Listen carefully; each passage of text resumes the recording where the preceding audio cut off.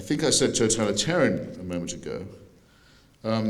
If I didn't say it enough, when we used the term final solution, which was the Nazi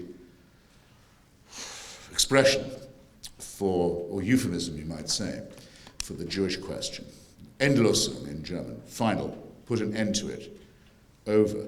You see there the totalitarian mentality. You see the idea that there are problems that can have final solutions, that there are ideologies, that there are ethnicities, parties, religions that are absolutist, that can bring an end to history, that by sheer force, by sheer will, by sheer cruelty, can destroy everything in their path. The relationship I want to suggest here to you is a very close one between the genocidal mentality and the totalitarian one. It's when you get a supreme leader. It's when you get a race theory that promotes one tribe of humans above another. It's when you get a theocratic belief that all those who don't subscribe to the one true faith are going to hell anyway, so why bother to keep them on the planet? It's out of totalitarianism and its a special method, which is total war, that you get the idea that people can be treated as rubbish, as germs, as vermin, as viruses, which is why another euphemism, ethnic cleansing. Ethnic cleansing doesn't sound too bad, does it? Until you think of its implications, which are that certain people are simply filth and only there to be cleaned up or cleaned out. It's only then you see yourself looking straight down the gun barrel of the totalitarian regime, party, religion, or system. Someone ought to tell me when I'm trespassing on the time I said I'd restrict myself to. We didn't agree, did we, on someone waving me a card? Do I have a moment or two left, do you think? 2, he thinks. Christ. Okay, I think I could probably do it. So what I would want to call this fusion between the totalitarian idea and the genocidal method would be something like this. The synthesis would be exterminationism. And the terrifying thing about that is it's one thing to think about being able to vaporize a whole people or a whole class of people or a whole nation of people. And it's another thing to be actually able to do it. And in the time we live in, the means by which a genocide can be accomplished have become a lot more sophisticated and somewhat more widespread, even than were available to the National Socialist Party in Germany. And it's this that's really begun to worry me and other people who follow this subject.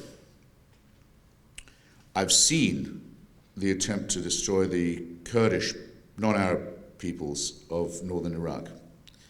I've actually smelled the chemical weaponry and the poison gas that was used in Halabja and elsewhere. If you want to know what totalitarianism smells like, it smells a bit like chemical weapons and the sound of people coughing up their own lungs and burns that won't go out and won't go away. And thousands and thousands of people can be killed in an afternoon with weapons like this, and then they go on dying to the number of, we think, about 180,000 in a few months.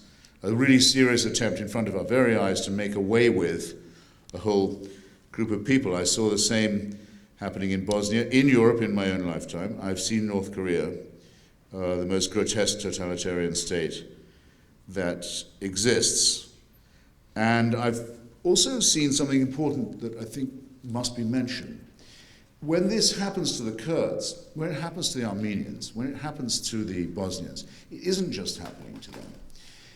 If we watch it in silence, if we watch it with complicity, if we allow it to happen, we are all endangering ourselves. The ideologies that do that to them are ideologies that in the end will do that to us too, that express the real intention to subjugate the human race or to intimidate it by force. In fact, in the most celebrated example of genocide of which we know, that of Nazi Germany, it became very plain in the end that Adolf Hitler also wanted the German people to be destroyed if they couldn't carry out the great task of cleansing Europe of Slavs, of Poles, of Gypsies, under the organizing, regnant principle, the racist principle of anti-Semitism. They didn't deserve to live either. He would bring on destruction so there wasn't one brick piled upon another in the whole of Germany too. So it's a duty of solidarity that we owe. It's not a matter of compassion.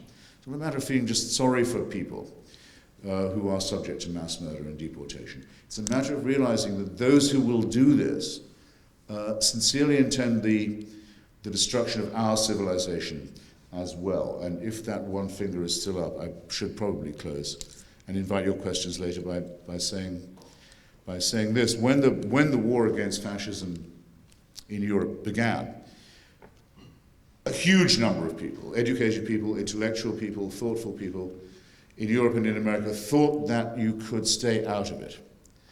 Thought that it was an internal affair of Germany, an internal affair of Italy, an internal affair even when those countries invaded Spain. It was still something that could be contained, that could be ignored, something beyond the seas, something that happened, as the British government said about Czechoslovakia when it was invaded by Hitler, to a faraway country of which we know nothing. And everybody knows the price that had to be paid by civilization for ignoring and postponing that reckoning. And it's a price we continue to pay. So our civilization has actually never recovered from that horrible moment. And at that point, Ernest Hemingway wrote a wonderful novel about Spain. And it's called, as you probably know, For Whom the Bell Tolls. And it's from a great sermon by the English poet John Donne, who says,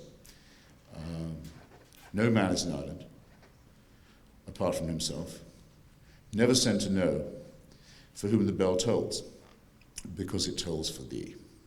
I leave you with that thought, and I'm very grateful for your attention. Thank you.